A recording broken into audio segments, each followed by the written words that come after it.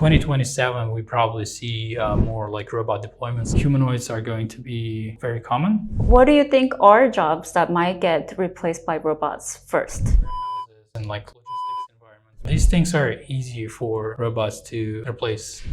Technicians to. These are extremely hard tasks for robots to do. Robotics is now like the best place to be in. This is Sanjar Atamuradov, founder of Humanola, a robotics startup with the mission of accelerating the development of physical AI. For years, humanoid robots felt like science fiction. You see cool demos, but not something that could actually change the economy. Now, suddenly, some of the biggest companies in the world are racing to build them. Humanoid robots. Humanoid robot. Humanoid robots. Sanjar isn't watching this from the sidelines. He's actually building in the space. He studied computer science at KAIST, did robotics research at Georgia Tech, and worked on computer vision and robotics for over a decade. So I had one question going into this interview. What actually happens when AI gets a body? Data and robotics is like one of the critical bottlenecks right now. Everyone's talking about how AI is doing all the coding for us now. AI is really good at typing, thinking more from an overall like system architecture point of view.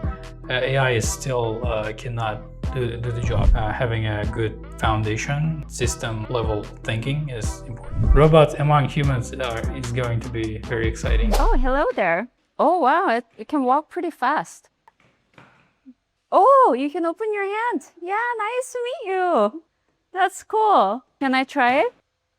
Oh, it's pretty sturdy. I feel like I'm bullying it.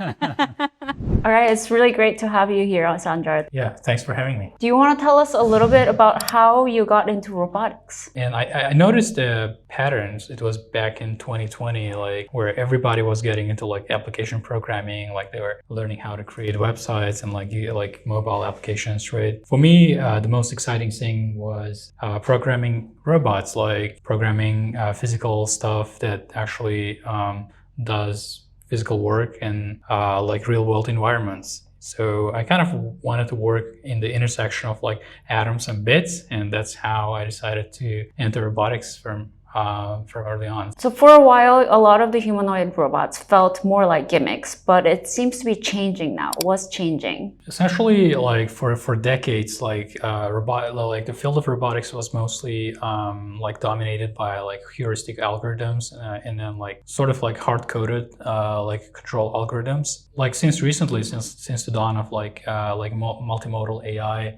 like LLMs and VLMs, robotics is getting like more and more learning based. This is a interesting like paradigm shift in robotics where like now we are able to build robots that can do like tasks just like humans do, right? Like the robots that follows people's like natural commands, like language commands, and also can do things in like several different environments. For example, previously, like those hard-coded algorithms, they were prone to errors in like change in environments or like simple friction or any physical parameters.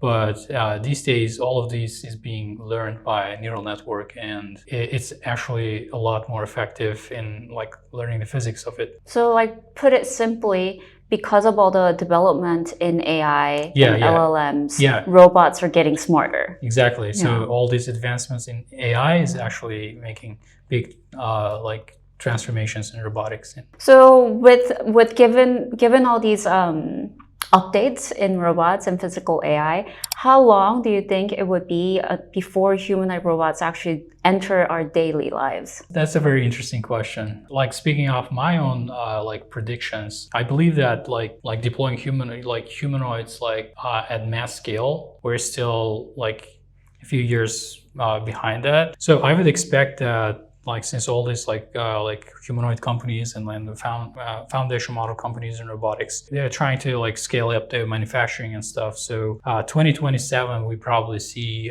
more like robot deployments in like on like structured environments, like to do more repetitive tasks, right?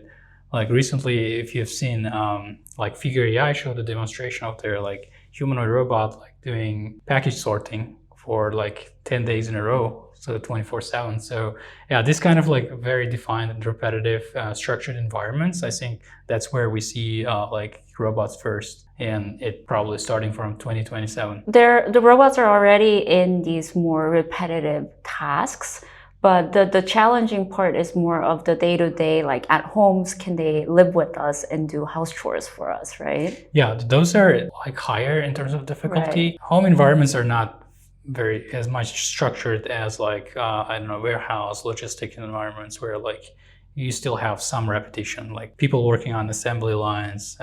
All of them deal with things that are like more or less like repeated. In people's homes, I think like robots could be deployed for like some defined tasks, for example, like doing the laundry, like folding closets and things like that. But I personally don't expect robots to be like doing everything human does at home. So like the general purpose made type humanoid robots might be a little bit further away, whereas more defined like specific laundry only or dishwasher only type of robots might be earlier. Yeah, and the same robot might do like a dozen tasks, but not everything. We talked a little bit about what's happening in the industry. Do you want to tell us a little bit about what Humanola does? Yeah, Humanola is a like infrastructure company for robotics. Companies that are doing work on robotics right now, like they're mainly split across like three categories. Like first one is model companies, like physical intelligence, scale AI. They're taking like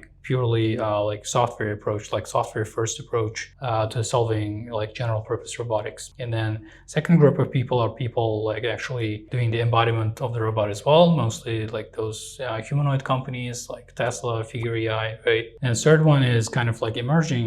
These are mostly infrastructure companies. Yeah, we kind of like fall into this category where like as we see more and more deployments in humanoid technology or any robotics in real-world applications, because these robots like generate immense amount of data. Humanola built a platform to process all the data, like record it. We also provide the tools to like clean the data, label, and give it back to those like robotics teams to train models and improve their like accuracy. So tell us more about the importance of collecting this data and what are the challenges around it? Data in robotics is like one of the critical bottlenecks right now. Initially, it kind of started with like teleoperation data. People thought teleoperation is the way to go. For example, these robots are like robot models are trained on physical interaction data. That data is collected through like demonstrating the robot by controlling it, how to do things like pick and place or like opening a fridge. So right now, like the way you get training data for robotics, like it comes in like several ways. Well, one of the ways is like teleoperation, another is like collecting data directly from humans. For people who are not familiar with teleoperation, can you also tell us what is teleoperation? Teleoperation is controlling the robot to do tasks. For example, if I want my humanoid to do the like table cleaning, right? I have to like control the robot myself to demonstrate like how to like clean the table. So they put on like goggles. Let's say robot arm has an exact replica of the same arm, and one arm like controls the other. So like you control one arm with your own hands, and then the other arm replicates. This is one of the input devices. So if it's a robot arm, like you can see like leader and follower setups. And then what was the second category? So there is teleoperation, and then and also collecting data directly from humans instead of robots. Essentially, humans will be like wearing cameras, like on their heads, so they record like egocentric views of the world, like of the things that they're doing with their hands. Sometimes like they have multiple sensors on, like motion capture data gloves, like wrist mounted cameras, and all of that becomes like training data for those like robotic models. So all these ways of collecting data we needed currently to train the physical AI and the robots. Do you think this will be necessary long term? Like, do we permanently need teleoperation, or is this something that we need only in the beginning to get them trained? Actually, the source of data is like kind of like shifting. Like researchers, like developers,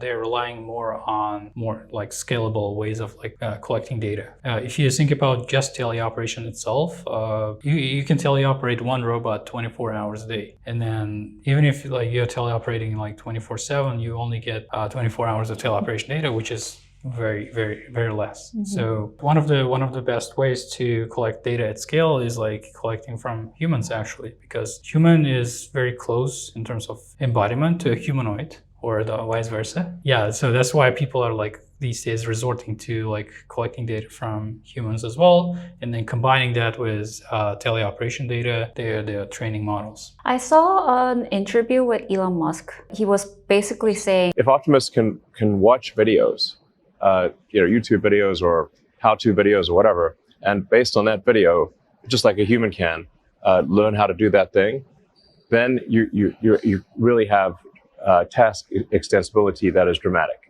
because then it can learn anything very quickly. Well, at this point, I feel like state-of-the-art research tells us that like third-party videos, like human videos on YouTube, they're not very useful for training these small like robots. Like what we need is like egocentric view of humans doing things, and then like by labeling that data, meaning that like by tracking all the like key points on your fingers in the camera frame, you can get like useful training data. Third person view 2D like camera recordings like on YouTube, these are still not very useful. so like as of right now, I heard that we have like humans manually labeling these visuals for the robots to learn from. Yeah, what we do like personally at Humanola is like we also have like data collection teams outside of US. We collect the data, and then we ran the data through like models like that can actually give you like accurate tracking of your like key points on your fingers. So, and then the human labeler comes in and then like does the quality control. For example, in some places, the model kind of confuses your left hand with the right hand. Sometimes one of your hands are out of the view. So in situations like this, like where like model fails, like that's where like human comes in and then tries to correct it. And everyone's talking about how AI is doing all the coding for us now. So what type of skills do you look for when you're looking to hire people for your company? AI is like really good at, I would say, like typing, but like thinking more from overall like system architecture point of view. AI is still cannot do the job. At least in our industry, like which is robotics, a good engineer should be able to tell if the robot is shaking or like the motors are jittery. Yeah, all of these things, and then based on what they see, like solve these problems, like implement whatever low pass filter algorithm or something to make it smoother and things like that. So yeah, AI is important to like implement things fast, but at the same time like having a good foundation, like system like level thinking is important. So that's interesting. So like robotics engineers might create robots that might replace other jobs, but then robotics engineers cannot be replaced by robots yet. Yeah. So I kind of agree on that. Like for people who are wanting to be a like engineer, whether it's software or like electromechanical, right? Robotics is now like the best place to be in, because like, yeah, it's as you said, it's sort of like creating a technology that replaces other like boring, repetitive, dangerous tasks like jobs, right? Yeah. So in that way, you can make sure you're not being replaced by by AI or robots. So what do you think are jobs that might get replaced by robots first? Yeah, let's say before in the near future, like before 2030, right? I think like a lot of the like highly dexterous, physically like demanding things, like non-repetitive, like the tasks and like unstructured environments. For example, what plumbers do or like HVAC technicians do. Yeah, all these type of like jobs like are going to be replaced last. These are extremely hard tasks for robots to do. So what could be replaced is like coffee shops. Robot barista. Yeah, robot baristas might appear earlier and then replacing humans. Or you can think of like warehouses and like logistics environments where like people still work on like assembly lines, picking stuff or sorting packages, right? Yeah, these things are easy for like robots to replace. We should expect like full autonomy on those like industries in the near future. And what do you think are some jobs that robots might create that we may not even be aware of? Yeah, definitely. So, like from history, we know that like industrial automation, it replaced certain jobs, but like it also created new types of jobs, right? Advent of robotics, I believe there will be creation of like new jobs. Obviously, like first thing is like we mentioned, could be like engineering roles where like participate in the actual like building process of robots. Caregiving, childcare, these kind of things cannot be replaced by robots. Yeah, all this like non-repetitive, like highly tasks that require like human intelligence or human emotions, these jobs cannot be replaced. So yeah, in the age of robotics, there will be like certain like jobs that are safe and certain jobs that will be created. So for people who are maybe interested in getting into robotics, like what are the different career paths? So you can be a back-end engineer, electrical engineer, computer vision engineer. What are the different paths they can look into? Yeah, for robotics, like you can work on the electrical side of robots, like doing the like motor designs, like the sensors and devices that goes into robots, right? And like the mechanical aspect of it as well, like doing the mechanical design.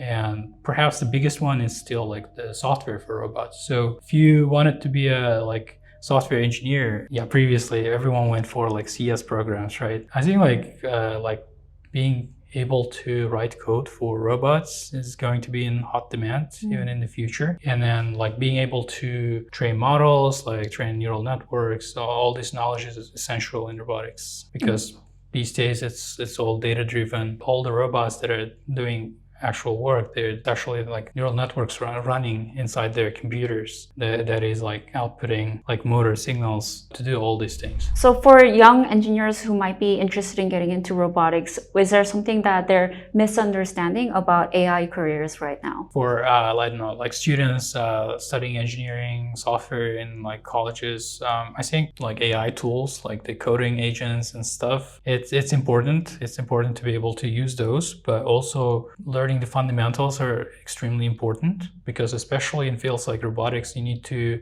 understand like the mathematics behind it to do like transformations, like solving like optimization problems and things like that. Just treating like these like AI coding agents as a tool instead of like a replacement for writing code is important. So. And also having the ability to like architectural overall software architecture and like how you actually like build those architectures is going to be something like engineers deal with even in the age of AI.